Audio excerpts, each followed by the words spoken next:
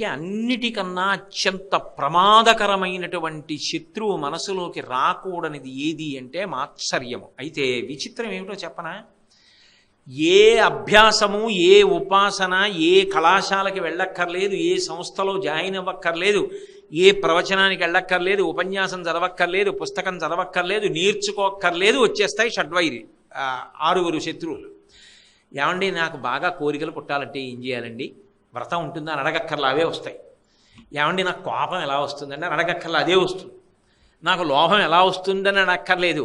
చిన్న పిల్ల ఓ చిన్న బిస్కెట్ల ప్యాకెట్ ఇచ్చారనుకోండి, 3 తిని మంచం కింద దాచేసి, ఇందాక బిస్కెట్ల ప్యాకెట్ ఇచ్చాను కదమ్మా, ఇంటికి ఎవరో వచ్చారా, అన్నయ్యకి 2 పెట్టు అన్నారనుకోండి, తినేశానుగా లేవు అంటుంది.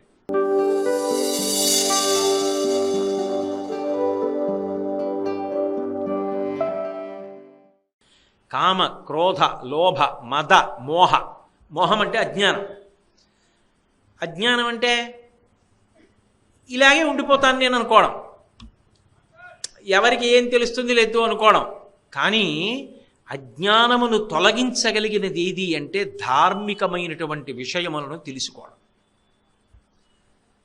అజ్ఞానంతో ఉన్నవాడు ఏమనుకుంటాడు, నేను ఇలాగే ఉండిపోతాను, పక్కింట్లో దొంగలు పడ్డారు, నీ ఇంటికి 2 తాళాలు వేసావు, పక్కింట్లో ఎవరో వెళ్ళిపోయాడంటే చనిపోయాడు. ఇక్కడ కూడా మరి ఎప్పుడో అప్పుడు 20 ఏళ్ల తర్వాత ఏదో సరే కాళహస్తీశ్వర శతకంలో ధూర్జటి చెప్పినట్టు ఏదో ఎప్పుడో అప్పుడు శరీరం పతనం అవుతుంది కదా. అవుతున్నప్పుడు మరి అజ్ఞానంతో ఉండిపోతాననుకుని అంతా కూడా తీస్తే ఆ ఊపిరి గుటుక్కుమన్నాడు, ఏమైపోతావు? రక్షించేది ధర్మం, ధర్మో రక్షతి రక్షితః. త్రేతాయుగంలో ధర్మాచరణం చేసిన రామమూర్తి కథ కలియుగంలో కూడా తల్లిదండ్రులు బిడ్డడికి అన్నం పెడుతూ అదే చెప్తున్నారు, రే రాముడంత ధర్మాత్ముడివి కా అంటున్నారు. ధర్మము శాశ్వతత్వాన్ని ఇస్తోంది, ధర్మము అజ్ఞానాన్ని తీసేస్తుంది. అందుకే ఆచారం సదాచారం, దురాచారం ఏది ధర్మమో దాన్ని విడిచిపెట్టడమే దురాచారం. ధర్మము ఎప్పుడూ తనతో పాటు 10 మంది శాంతియుతంగా ఉండేటట్టుగా మాట్లాడుతుంది. ఆ ధర్మాన్ని పట్టుకున్న నాడు నువ్వేమవుతావు? నీ అజ్ఞానము తొలగిపోతుంది. ధర్మచట్రములో ఇమిడినవి చేస్తాను అనుకో, ధర్మచట్రంలో ఇమడలేదు నేను చేయను, అదొక్కటే పరీక్ష పెట్టుకో జీవితంలో చాలు. ఓ కోరిక పుట్టింది, పుట్టని, దానికి అలవాటు అలా ఎప్పటి నుంచో పుడుతున్నాయి, కానీ ఇవాళ నుంచి ఓ నియమం పెట్టుకున్నా, మంచిదే. ఏమంటావు?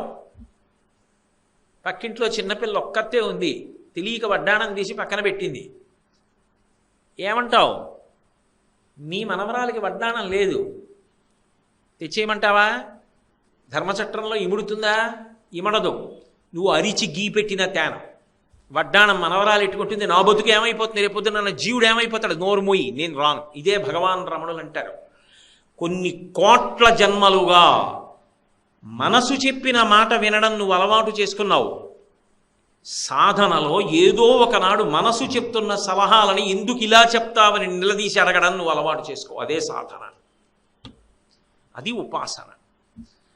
కాబట్టి ఇప్పుడు ధర్మచట్రంలో ఇమడలేదు, నేను చేయను. ధర్మచట్రంలో ఇముడుతుంది, చేస్తాను.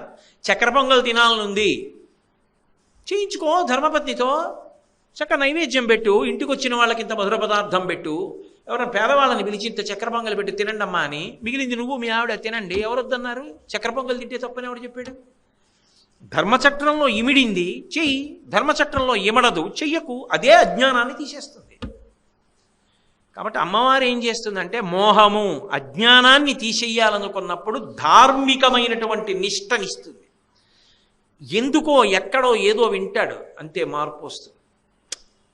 ధర్మచట్రంలో ఇమడనిది నేను చేయనంటాడు, అంతే. అదే అజ్ఞాన దాహకత్వం. ఆ ధర్మమే వాడిని చిట్ట చివరికి శాశ్వతుణ్ణి చేసి కట్లన్నీ విప్పేస్తుంది. ఒకటేనండి, అజ్ఞానముతోనూ చేస్తారు, ధర్మాన్ని పట్టుకున్నప్పుడు చేస్తారు. రెండింటికి తేడా ఏమిటో తెలుసా? ఒకటి కట్టేస్తుంది, ఒకటి ఇప్పేస్తుంది.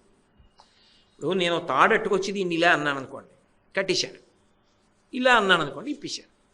ధర్మం ఇలా అంటుంది, ఇప్పేస్తుంది. మోహం కట్టేస్తుంది.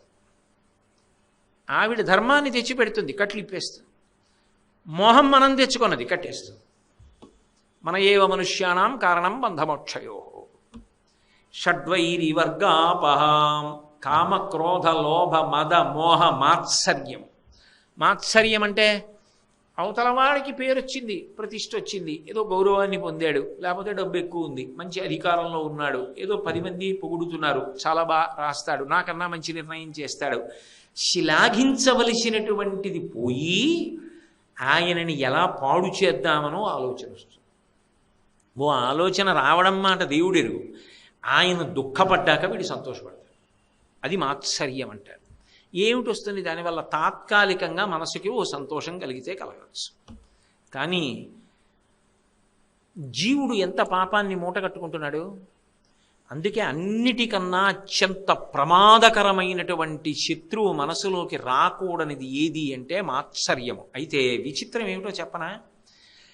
ఏ అభ్యాసము, ఏ ఉపాసన, ఏ కళాశాలకి వెళ్ళక్కర్లేదు, ఏ సంస్థలో జాయిన్ అవ్వక్కర్లేదు, ఏ ప్రవచనానికి వెళ్ళక్కర్లేదు, ఉపన్యాసం చదవక్కర్లేదు, పుస్తకం చదవక్కర్లేదు, నేర్చుకోక్కర్లేదు, వచ్చేస్తాయి షడ్వైరి 6 శత్రువులు. ఏమండి నాకు బాగా కోరికలు పుట్టాలంటే ఏం చేయాలండి? వ్రతం ఉంటుందా అని అడగక్కర్లా, అవే వస్తాయి. ఏమండి నాకు కోపం ఎలా వస్తుందండి అని అడగక్కర్లా, అదే వస్తుంది. నాకు లోభం ఎలా వస్తుందని అడగక్కర్లేదు. చిన్న పిల్ల ఓ చిన్న బిస్కెట్ల ప్యాకెట్ ఇచ్చారనుకోండి, 3 తిని మంచం కింద దాచేసి, ఇందాక బిస్కెట్ల ప్యాకెట్ ఇచ్చాను కదమ్మా, ఇంటికి ఎవరో వచ్చారా, అన్నయ్యకో 2 పెట్టు అన్నారనుకోండి, తినేశానుగా లేవు అంటుంది.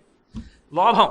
దానికి ఏం ఎవరు తాతగారు ఎవరో కూర్చోబెట్టి, అమ్మా నువ్వు బిస్కెట్లు తినేసి ఇంకా ఉన్నా కూడా లేవని చెప్పవలేనో అని పాఠాలు చెప్పరు, వచ్చేస్తుంది.